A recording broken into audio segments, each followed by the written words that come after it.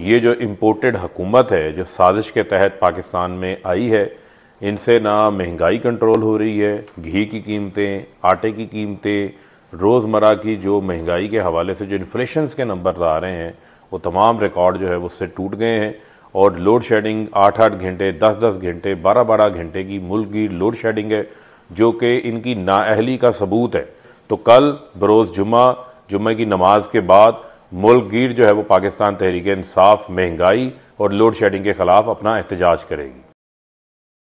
ये जो इम्पोर्टेड हुकूमत है जो साजिश के तहत पाकिस्तान में आई है, इनसे ना महंगाई कंट्रोल हो रही है। घी की कीमतें, आटे की कीमतें, रोज़मर्रा की जो महंगाई के हवाले से जो इन्फ्लेशंस के नंबर आ रहे हैं वो तमाम रिकॉर्ड जो है वो उससे टूट गए हैं। और लोड शेडिंग 8-8 घंटे, 10-10 घंटे, 12-12 घंटे की मुल्क की लोड शेडिंग है जो कि इनकी नाअहली का सबूत है। तो कल बरोज़ जुम्मे की नमाज के बाद मुल्क गिर जो है वो पाकिस्तान तहरीक इंसाफ महंगाई और लोड शेडिंग के खिलाफ अपना एहतजाज करेगी।